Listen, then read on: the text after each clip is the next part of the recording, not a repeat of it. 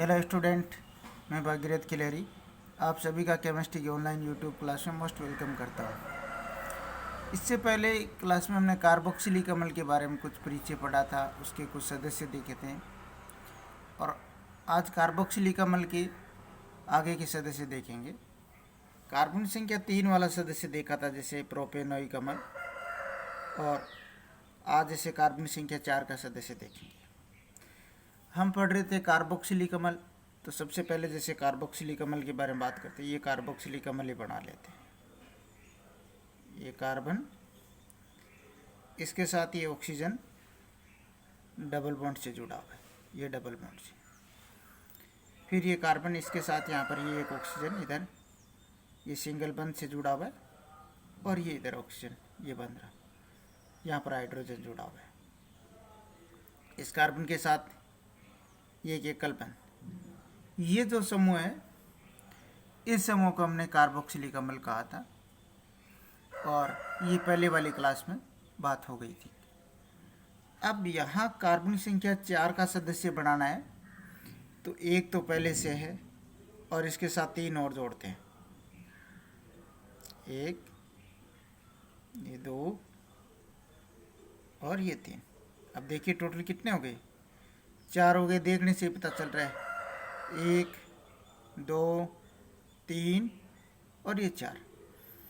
अब इस कार्बन के टोटल बंध कितने होने चाहिए, 4 होने चाहिए। एक तो ये है, दूसरा ये 2 है, 2 बंध और बनाते हैं, एक इस तरफ और एक इस तरफ। इसी प्रकार से इसके बंध भी टोटल 4 होने चाहिए। एक और एक 2 तो है, और 2 और बनाते हैं इस प्रकार से। इस कार्बन के साथ देखिए एक बंध तो है और 3 और बनाते हैं यहाँ पर इस प्रकार से। ये अब इन सब के साथ हाइड्रोजन जोड़ देते हैं, ये इस प्रकार से। ये सभी कार्बन के साथ हाइड्रोजन जोड़ते हैं इस प्रकार से, ये हाइड्रोजन, ये इस प्रकार से हाइड्रोजन जोड़ते हैं। ये जो बना है, ये कार्बोक्सिलिक अम्ल का कोई यौगिक बना, ये इसका संरचना सूत्र है। संरचना सूत्र में क्या हो रहा है कि कार्बन और हाइड्रोजन के सभी बंध देखो अलग अलग दिखाई दे रहे हैं। ये कार्बन और ये हाइड्रोजन, इसके बंध दिखाई दे रहे हैं हमें। ये कार्बन कार्बन के बंध दिखाई दे रहे हैं, यहाँ पर कार्बन ऑक्सीजन के बंध दिखाई दे रहे हैं, ऑक्सीजन हाइड्रोजन के बंध दिखाई दे रहे हैं। तो ये इसका क्या हुआ, संरचना सूत्र हो गया। ये इसका संरचना सूत्र हो गया, ये इसका संरचना सूत्र। फिर इसी को लिखने का तरीका और क्या है कि इनको पास पास करके लिख दो। पास पास करके लिखने का मतलब सघन, सघन का मतलब पास पास करके लिख देना। जैसे ये कार्बन है, देखने से पता चल रहा है इस कार्बन के साथ देखो कितने हाइड्रोजन जुड़े हैं, 1 2 3 जुड़े हैं। तो यहाँ पर इसे इस प्रकार से लिख दो। ये कार्बन रहा, इसके साथ 3 हाइड्रोजन जुड़े हैं, इन तीनों को यहाँ इस प्रकार से लिख दो। फिर इसके साथ ये जो एकल बंध है, तो इस एकल बंध को लिख दिया। फिर ये कार्बन, इसके साथ 2 हाइड्रोजन जुड़े हैं, तो यहाँ पर ये कार्बन, इसके साथ ये 2 हाइड्रोजन जुड़े, इस प्रकार से लिख दिया। ये कार्बन कार्बन के बंध मध्य बंध है, तो इस बंध को दर्शा दिया। फिर इस कार्बन के साथ देखो 2 हाइड्रोजन है, ये कार्बन और इसके साथ 2 हाइड्रोजन है, तो यहाँ पर ये कार्बन रहा और इसके साथ ये 2 हाइड्रोजन रहा, इस प्रकार से। फिर ये कार्बन कार्बन के मध्य बंध है, तो ये कार्बन कार्बन के मध्य बंध रहा। फिर ये कार्बन, इसके साथ 2 ऑक्सीजन जुड़े, एक ऑक्सीजन ये, एक ऑक्सीजन ये, दोनों ऑक्सीजन को इस प्रकार से यहाँ पर ये लिख दिया, इस प्रकार से ये। अब देखो इस सूत्र और इस सूत्र में क्या अंतर है, यहाँ हमें ये पता चल रहा है। इसमें सारे हाइड्रोजन देखो, इस प्रत्येक कार्बन के हाइड्रोजन पास पास करके लिख दिए, इस कार्बन के भी हाइड्रोजन पास पास करके लिख दिए। यहाँ कार्बन और हाइड्रोजन के बंध नहीं दर्शाए गए, तो पास पास करके लिख देने का मतलब इसे बोलते हैं संघनन सूत्र बोलते हैं। अब इसी संघनन सूत्र को और कई प्रकार से लिखा जाने का ऑर्गेनिक केमिस्ट्री में तरीके हैं, और वो किस प्रकार से लिखा जा सकता है दूसरा वो देखिए। ये जो कार्बन कार्बन के मध्य जो बंध है, इनको नहीं दर्शाए, सीधा ही लिख सकते हैं। वो सीधा कैसे, ये यहाँ पर इस प्रकार से लिख सकते हैं। ये कार्बन, इसके साथ ये 3 हाइड्रोजन जुड़े तो ये 3 हाइड्रोजन। अब इस देखो ये कार्बन कार्बन के मध्य बंध जो एकल बंध है इसको नहीं लिखूँ, ऐसे लिख दूँ इस प्रकार से, ये CH2, फिर इसके बाद में ये CH2 और फिर ये COOH समूह, ये COOH समूह। देखो इससे ये बन सकता है इस प्रकार से। अब और किस प्रकार से लिखा जा सकता है, इसी को लिखने का जो तरीका तो इसके बारे में बात करते हैं। यहाँ देखिए ये जो CH3 समूह है वो तो CH3 एक ही है, ठीक है, लिख दो इधर CH3 समूह, ये CH3 समूह लिख दिया। इसके बाद देखो एक जैसे समूह ये CH2 और ये CH2 दोनों एक जैसे समान समूह है, और समान समूह है तो CH2 और CH2 एक जैसे समान समूह होने के कारण दोनों को एक साथ लिख दीजिए, ये CH2 समूह रहा। और फिर यहाँ देखने से पता चल रहा है कि एक CH2 दो CH2 एक जैसे हैं तो होल ट्वाइस करके लिख दो, ये होल ट्वाइस करके लिख दो इस प्रकार से। और फिर ये इसके साथ क्या जुड़ा हुआ है, COOH जुड़ा हुआ है, तो ये COOH इस प्रकार से लिख दीजिए, ये ऐसे लिखा जा रहा है यहाँ पर। इसी प्रकार से इसे और भी एक तरीका और है जो लिखा मिल सकता है हमें, वो इस प्रकार से, यहाँ देखिए। अब इसमें देखिए ये वाला एक कार्बन तो ये, 2 कार्बन ये, 3 कार्बन, सी कार्बोक्सिलिक जो समूह है COOH जो समूह है उसका कार्बन इन कार्बन के साथ काउंट नहीं करते कभी भी। क्यों नहीं करते, जब एक तरीका और है वो लिखने, उसकी मैं बात कर रहा हूँ, क्योंकि ये समूह ये कहता है कि मेरी पहचान है तो मैं इनके साथ ही रहूँगा। यहाँ टोटल कार्बन देखिए कितने, 1 कार्बन 2 कार्बन 3 कार्बन, 3 कार्बन को मैं ऐसे लिख सकता हूँ, ये 3 कार्बन रहे। अब टोटल हाइड्रोजन कितने, 3 तो ये 2 ये 5, 5 और 2 ये कितने हो गए 7, ये 7 हो गए। और फिर मैं इसे क्या लिख सकता हूँ, COOH इस प्रकार से। इसी को इस प्रकार से लिखा जा रहा है, ये इस प्रकार से लिखने का तरीका है। अब देखिए बहुत सारे स्टूडेंट के बाद दिमाग में ये आती है कि यहाँ 1 कार्बन 2 कार्बन 3 कार्बन, इन 3 कार्बन को तो गिन लिया, इस कार्बन को क्यों नहीं गिना, इनके साथ भी तो लिख सकते थे, ऐसी बात दिमाग में आती है। पर ऐसा इनके साथ लिखना सही नहीं है। क्यों सही नहीं है, इसके पीछे क्या रीज़न है वो देखिए कि ये कार्बन जो कार्बनिक श्रृंखला के कार्बन है केवल उन्हीं को एक साथ करके आप लिख सकते हो। ये जो कार्बन है वो कार्बोक्सिलिक समूह का कार्बन, और कार्बोक्सिलिक समूह का कार्बन सेपरेट ही लिखा जाता है, उनको इनके साथ नहीं लिखा जाता, क्योंकि इनको इनके साथ लिख दिया अगर कार्बन इनके साथ गिन के तो इसकी पहचान खत्म हो जाती है, इस वजह से नहीं लिखा जाता। ये जो इतने सब लिखे ये इनके ये संघनन सूत्र है, ये लिखने का तरीका। ऊपर संरचना सूत्र देखा था, ये जो सब लिखे गए हैं ये इनका संघनन सूत्र है। ये जो लिखे तो क्या है, संघनन सूत्र है इस प्रकार से, ये संघनन सूत्र देखिए। अब बात करते हैं इसके नाम की बात करते हैं, इसका नाम क्या है। पहले IUPAC नाम देखते हैं, फिर इसका सामान्य नाम देखते हैं। देखिए IUPAC नाम देखने में किसी भी यौगिक का ऑर्गेनिक केमिस्ट्री में नाम लिखे तो बहुत आसान है। कार्बन की गिनती शुरू करनी, कार्बन गिनने, यहाँ जो कार्बोक्सिलिक समूह जुड़ा हुआ है ये कार्बोक्सिलिक समूह, इसका कार्बन हमेशा 1 नंबर पे आता है, ये 1 नंबर कार्बन रहा। फिर अगला ये 2 नंबर कार्बन रहा, ये 3 नंबर कार्बन रहा, और ये 4 नंबर कार्बन रहा। 1 carbon 2 carbon 3 carbon 4 carbon, total carbon कितने हो गए 4 हो गए।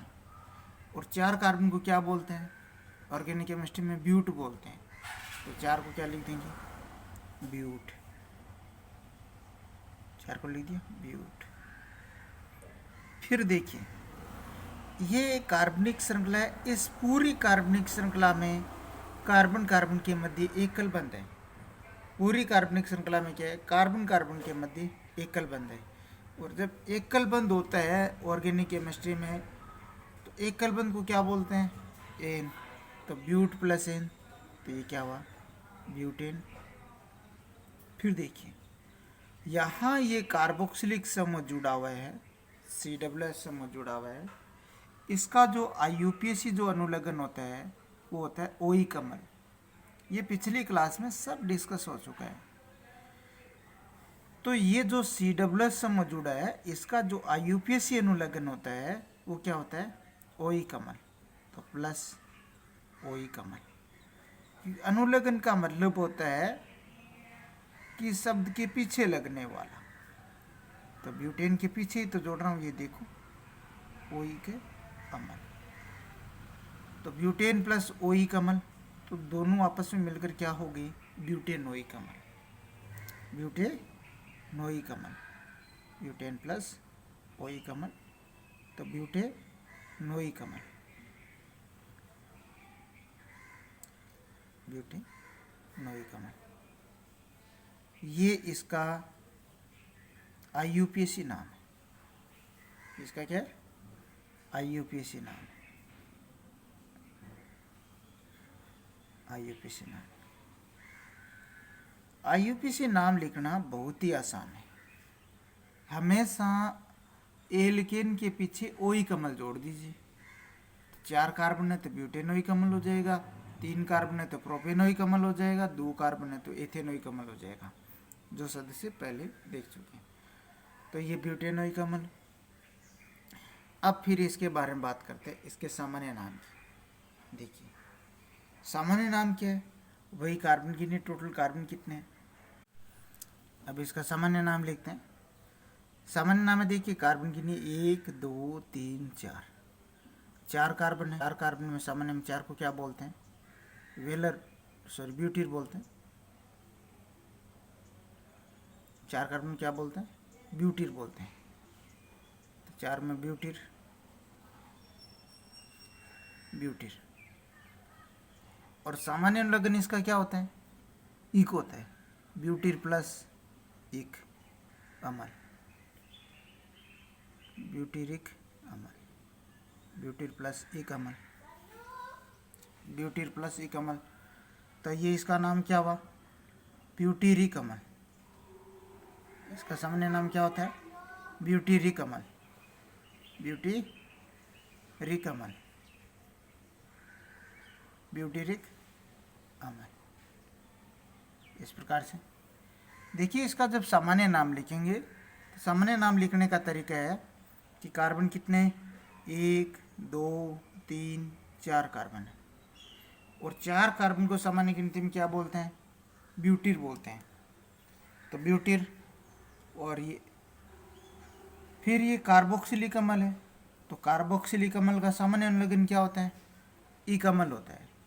तो ब्यूटीर प्लस इक, तो ब्यूटीरिक अम्ल। तो इसका सामान्य नाम क्या हो गया, ब्यूटीर प्लस इक अम्ल, तो ब्यूटीरिक अम्ल। ये इस प्रकार से देखा। तो कार्बन की संख्या 4 वाले का हमने IUPAC नाम देखा, सामान्य नाम देखा, संरचना सूत्र देखा और उसका संगठन सूत्र देखा। कार्बन की संख्या 4 तक हमने कुछ सदस्य देखे। अब इसी प्रकार से इस कार्बोक्सिलिक अम्ल के प्रथम सदस्य की हम बात कर लेते हैं, जो कि हमने बात की नहीं थी अभी तक। प्रथम सदस्य के बारे में बात करूं तो ये जैसे कार्बोक्सिलिक अम्ल है, ये कार्बोक्सिलिक अम्ल, ये कार्बोक्सिलिक अम्ल है। यहाँ पर ये समूह है कार्बोक्सिल। प्रथम का मतलब एक का मतलब उसमें एक कार्बन होना चाहिए। यहाँ पर ये कार्बोक्सिलिक समूह है और यहाँ ये कार्बन पहले से ही उपस्थित है। कार्बन की ये जो संयोजकता है, ये जो बंध है, यहाँ पर मैं हाइड्रोजन जोड़ देता हूँ, क्योंकि कार्बन जोड़ने से इसमें दो कार्बन हो जाएंगे, जो कि 2 होते ही इसका 2 नंबर सदस्य बन जाएगा, जिसकी बात पहले ही कर ली। तो मैं यहाँ पर हाइड्रोजन जोड़ के बात कर रहा हूँ। ये हाइड्रोजन जोड़ते देखिए, इसमें कार्बन कितने हैं, एक है, और एक होते ये प्रथम सदस्य बन गया इसका। अब देखिए, ये तो इसका है संरचना सूत्र, ये इसका क्या है, संरचना सूत्र है। यहाँ कार्बन हाइड्रोजन के मध्य बंध दिखाई दे रहे हैं, तो ये इसका क्या हो गया, संरचना सूत्र। अब इसी को और किस प्रकार से लिखा जा सकता है, इसी को इस प्रकार से लिखा जा सकता है, ये हाइड्रोजन, फिर ये कार्बन, ऑक्सीजन कितने, एक ही, एक ही कितने हो गए, 2 ऑक्सीजन, तो दोनों को यहाँ पर लिख दीजिए। फिर ये क्या जुड़ा हुआ है, हाइड्रोजन जुड़ा हुआ है, तो हाइड्रोजन लिख दीजिए। इस प्रकार से यहाँ ये देखने से पता चल रहा है, ये जो इसी से ये जो बना है, ये क्या है, संघनन सूत्र। संघनन का मतलब पास पास करके लिख देना, ये इसका संघनन सूत्र है, ये इसका।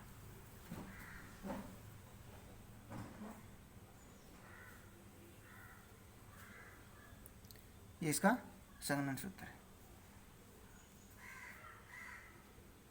अब इसका जो नाम है वो नाम क्या है, यहाँ पर एक कार्बन है, और एक कार्बन को आईयूपीएसी में बोलते हैं मेथ, मेथ प्लस ओइक,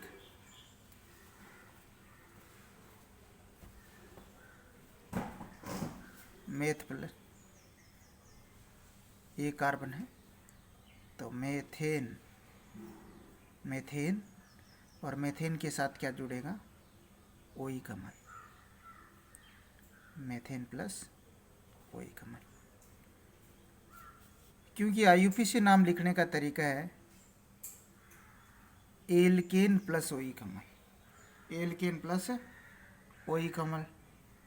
तो एल्केन में प्रथम सदस्य क्या होता है, मेथेन होता है, तो ये कार्बन है तो मेथेन प्लस ओइक, तो इसका नाम क्या हो गया, मेथेनोइक अम्ल, मेथेन प्लस ओइक, तो मेथेनोइक अम्ल, इसका जो नाम है वो क्या हो गया, मेथेनोइक अम्ल।